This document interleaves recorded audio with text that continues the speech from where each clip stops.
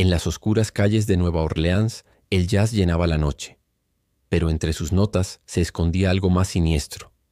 Un asesino invisible acechaba los hogares, dejando tras de sí un rastro de sangre y terror. Hoy conocerás la historia real del asesino del hacha, el fantasma que convirtió la ciudad más musical de América en un infierno. El verano de 1918 trajo algo más que calor a Nueva Orleans. Mientras los bares se llenaban de trompetas y el sonido del jazz recorría los barrios italianos, las familias dormían con las ventanas abiertas.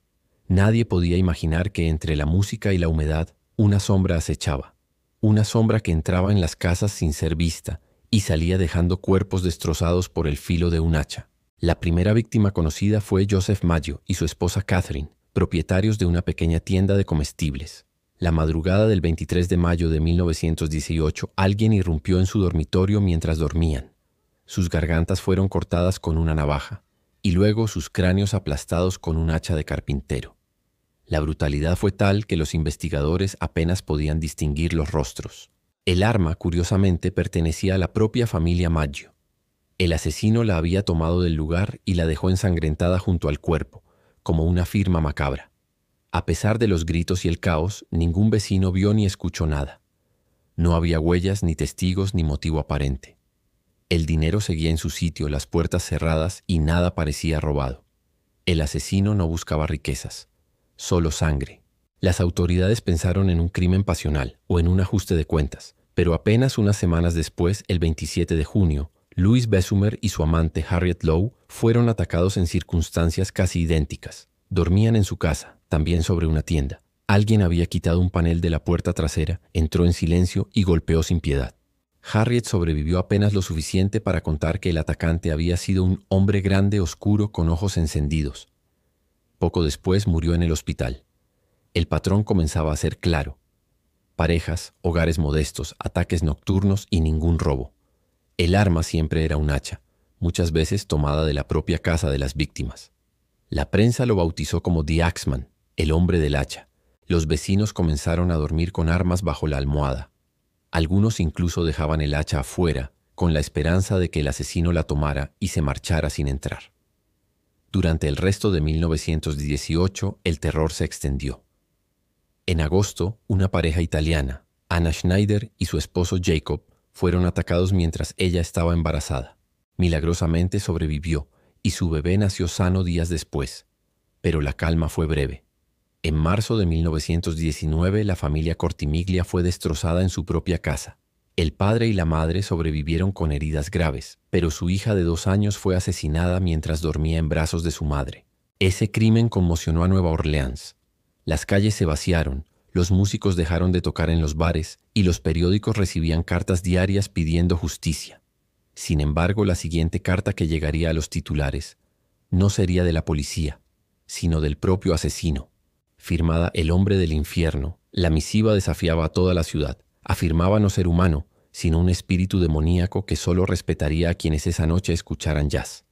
La carta llegó a las redacciones el 13 de marzo de 1919 y su contenido heló la sangre de todos los que la leyeron. El remitente se hacía llamar El hombre del infierno. En el texto se burlaba de la policía, afirmando que jamás podrían atraparlo porque no era un ser humano. Decía que era un espíritu infernal, capaz de moverse libremente por las calles, invisible para los hombres y que volvería a matar. Pero el mensaje incluía algo más, una advertencia, o quizás un macabro juego. A las 12:15 la próxima noche del martes pasaré sobre Nueva Orleans. Perdonaré a todos los que en sus hogares estén escuchando una banda de jazz. A todos los demás, los visitaré con mi hacha. El efecto fue inmediato. La ciudad entera enloqueció. Esa noche, el 19 de marzo de 1919, Nueva Orleans se convirtió en una fiesta infernal. Miles de personas llenaron bares, clubes y calles. Las orquestas tocaron sin descanso, los gramófonos sonaban desde cada casa, y el jazz, el mismo que daba identidad a la ciudad, se transformó en un escudo contra el miedo. Y lo más escalofriante, no hubo asesinatos esa noche. La policía, mientras tanto, estaba perdida.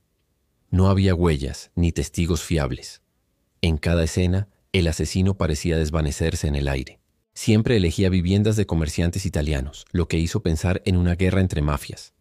Pero los crímenes eran demasiado brutales, demasiado personales.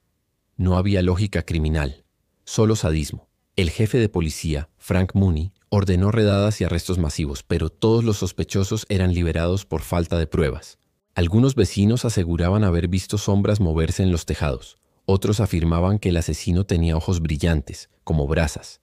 El pánico se mezclaba con superstición.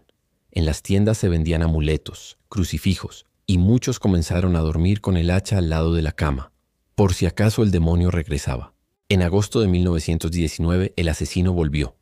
Esta vez atacó a la familia Grosser, golpeando salvajemente a la esposa y al esposo en su cama. Ambos sobrevivieron, aunque apenas pudieron describir a su atacante. Un hombre alto, vestido de negro, con un sombrero de ala ancha. La descripción se repitió en varios casos, pero nunca llevó a nada. Cada testigo decía haber visto una sombra que respiraba. Los periódicos, como el Times-Picayune, alimentaban el terror. Publicaban editoriales pidiendo ayuda divina y artículos llenos de especulación. Algunos lo comparaban con Jack el Destripador, diciendo que Nueva Orleans tenía ahora su propio monstruo.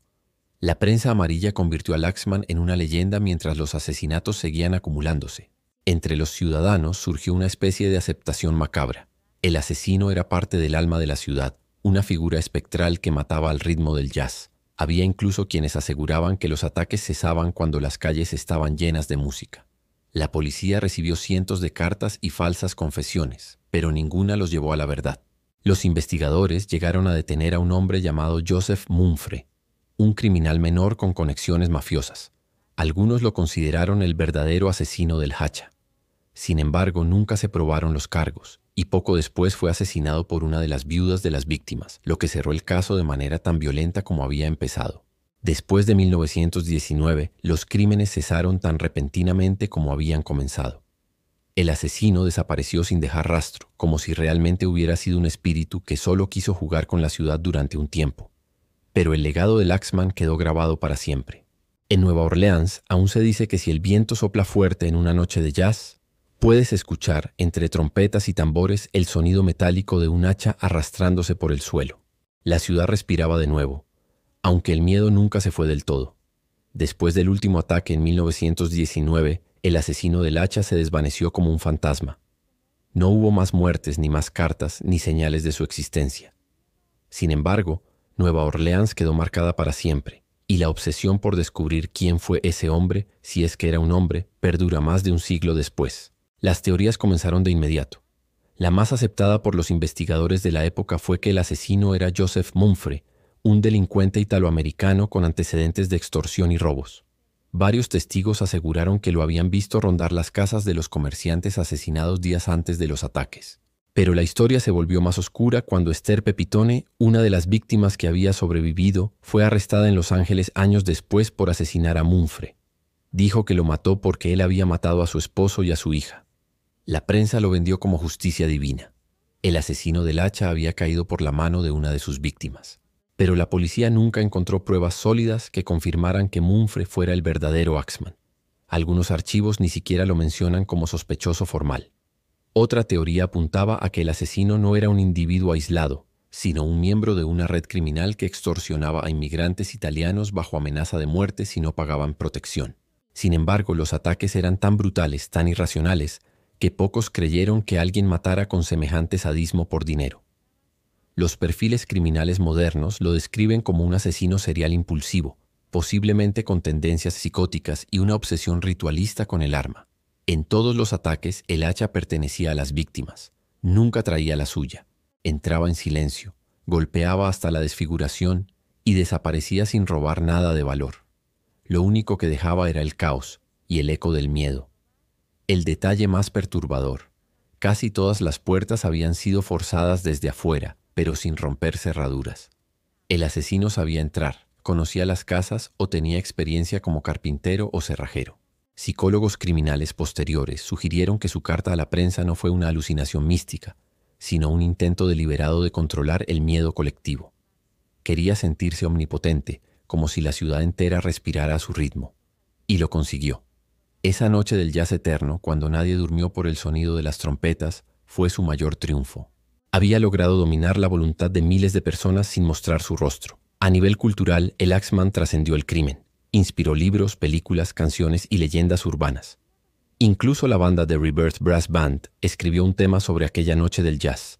En 2014, la serie American Horror Story, Coven lo trajo de vuelta, interpretado como una figura espectral, elegante y diabólica que bailaba al compás de un saxofón.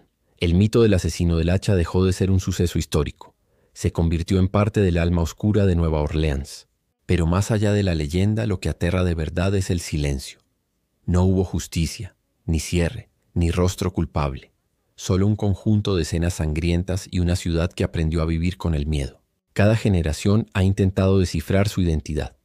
Algunos investigadores modernos han encontrado coincidencias con otros crímenes del sur de Estados Unidos de la misma época, pero nada concluyente. Quizás el Axeman murió poco después, o se mudó a otra ciudad.